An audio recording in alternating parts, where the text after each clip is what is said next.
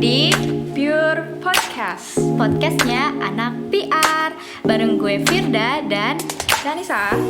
Oke, kali ini kita mau bahas apa sih, Firda?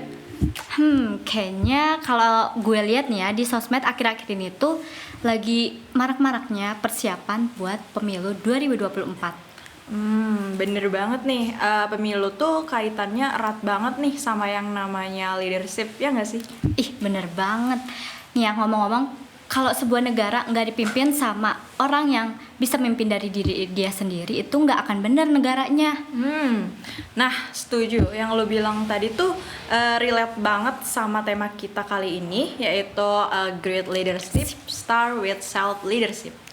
Wah, menarik nih tema kita kali ini. Tapi lebih menarik lagi kalau kita panggilin narasumber yang punya pengalaman mimpin di organisasi. Oke, kayaknya kita langsung aja ya panggil narasumber kita pada kali ini. 1, 2, 3. Kak Faiz. Oke, di sini udah ada Kak Faiznya nih ya, guys. Langsung aja nih Kak, boleh perkenalan diri? Oke, halo semuanya, assalamualaikum. Aku Faiz Intifada, bisa dibilang Faiz. Aku di sini aku diundang sebagai ketua bidang dari pers Himas Cakrawala. Jadi Himas itu himpunan mahasiswa Humas UN Sunan Gunung Jati Bandung. Oke. Kalau dari Kak Faiz sendiri sekarang tuh lagi sibuk apa sih, Kak? Untuk kesibukan atau kegiatan aku sendiri, yang pasti kalian tahu aku sibuk jadi ketua bidang pers.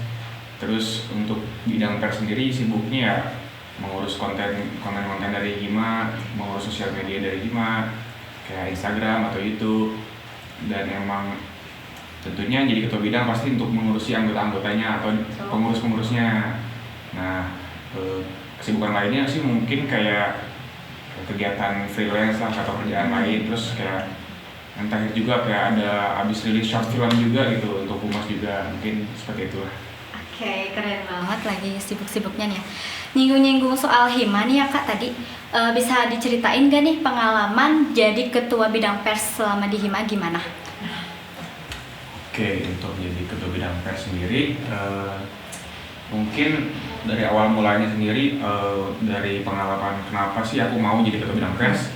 Sebenarnya emang karena kalau bisa dibilang mungkin ini bocorin ya, kayak gak ada lagi kandidat gitu, dari kandidat lagi gitu, kayak gak ada jadi calon gitu. Jadi emang mungkin kasarnya mah tumbal, cuman ya tentunya dari Exof Hima sendiri memberi amanah ke aku gitu untuk jadi Faiz, kita bantu Hima untuk jadi Faiz jadi Kabid Pers Hima, untuk memajukan Hima, untuk jadi wajahnya Hima gitu di Instagram atau di media sosial. Karena yang aku sadari juga kayak pers tuh lumayan inti dan penting gitu, karena apalagi di zaman pandemi Covid kemarin orang-orang melihatnya kan online gitu kan.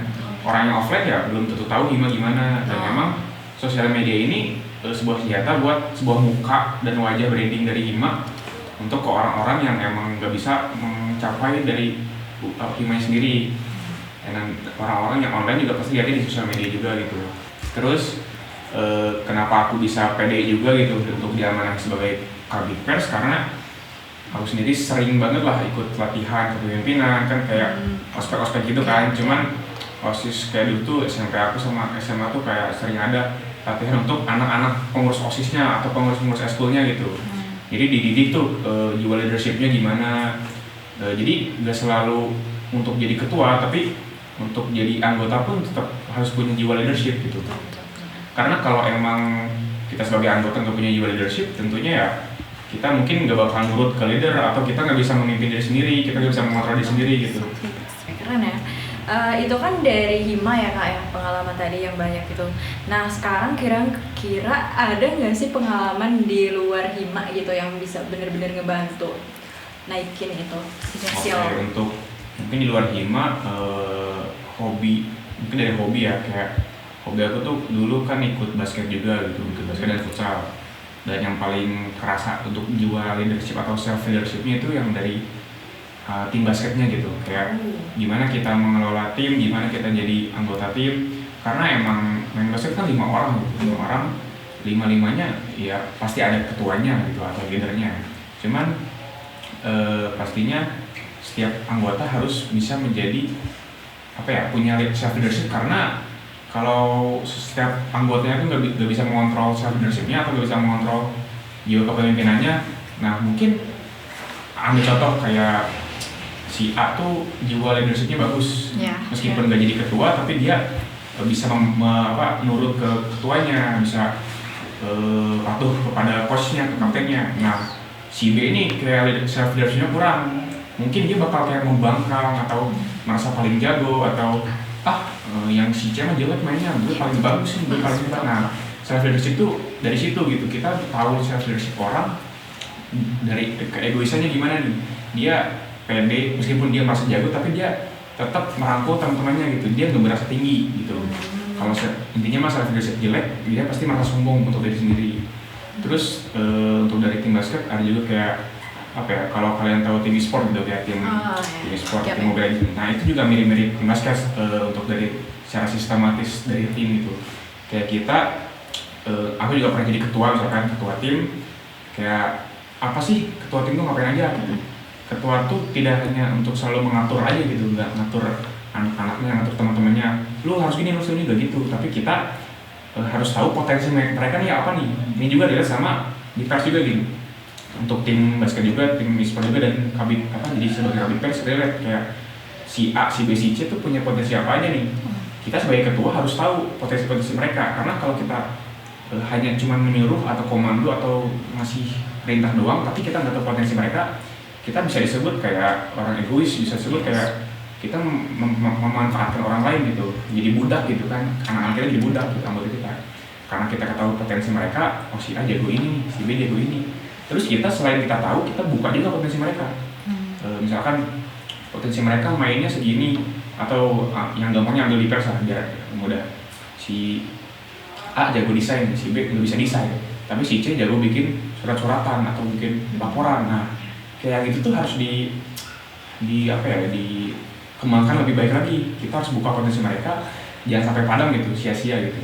Sekecil apapun potensi mereka, kita harus mengembangkan dengan lebih baik. Jadi menurut aku leadership yang baik itu bisa membuka potensi-potensi dari para anggotanya gitu.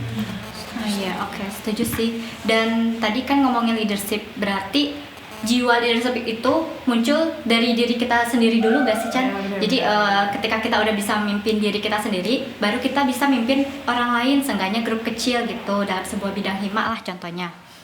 Dilansir dari Cleverism, ada 5 cara nih buat dapetin self leadership yang keren. Yang pertama, punya tujuan yang jelas. Nah, ngomongin soal tujuan hidup, menurut KPI sendiri penting gak sih Kak kalau kita punya tujuan hidup? Oke, untuk tujuan hidup sih menurut aku yang emang aku sendiri dulu kayak masih mengawang-awang nih, misalkan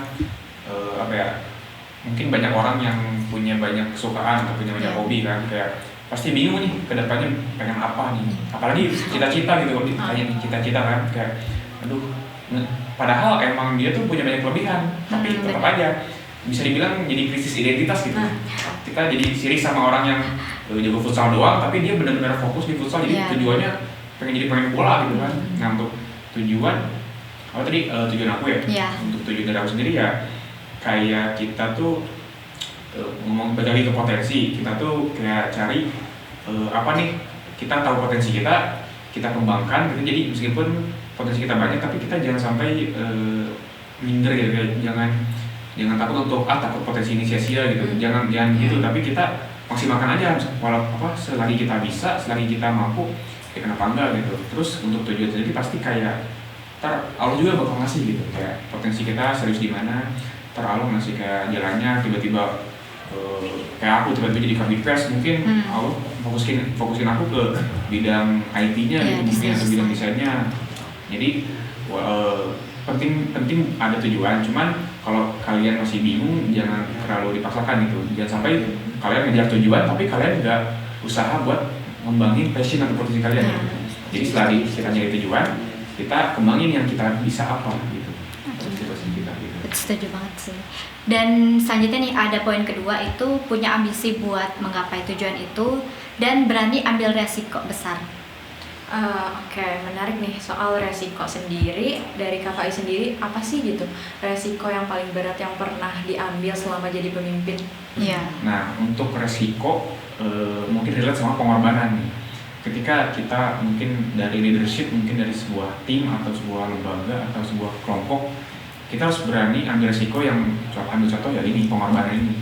Kita mengorbanin diri kita kita cover job mereka, anak-anak kita yang bekerja, terus kita sebagai ketua jadi mengambil job mereka, jadi kayak keteteran gitu kan. Antara itu atau kalian mau membenah nih, merombak anggota kalian gitu sih. Kayak jadi resiko pasti ada di sebuah ketua, karena emang tanggung jawab ketua itu besar gitu kan. Jadi emang harus berani ambil resiko dan jangan gak enakan terus gitu.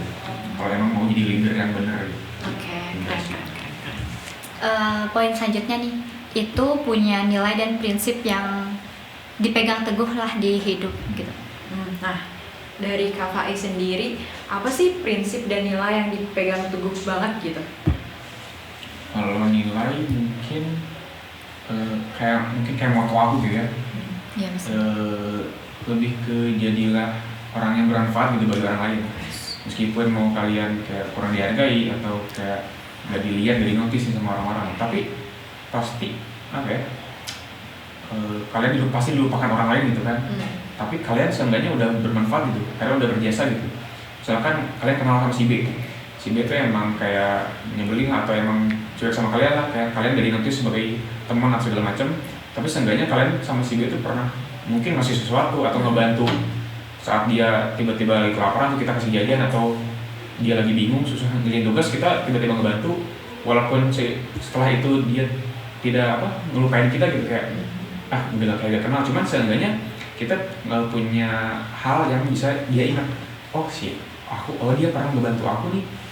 Jadi kayak dia pasti kalau butuh kita tuh pasti ingat kita gitu. Jadi jangan takut lah. Oke, dari obrolan yang tadi udah kita bahas, aku udah bisa ambil kesimpulan nih kalau jiwa leadership kita itu bisa muncul dimulai dari self leadership kita dulu. Betul, nyambung dari kesimpulan yang udah Firda sebutin, sebenarnya ada 3 hal yang paling penting untuk ningkatin self leadership skill. Yang pertama itu bentuk tujuan hidup yang jelas. Nah, yang kedua itu punya ambisi dan berani ambil resiko. Dan yang terakhir, yang paling penting itu punya prinsip dan nilai-nilai yang harus dipegang teguh. Oke, Bang kasih buat Kak Faiz yang udah bersedia juga jadi narasumber episode kita kali ini. Oke guys, sekian episode Pure Podcast kali ini. Jangan lupa like, comment, dan subscribe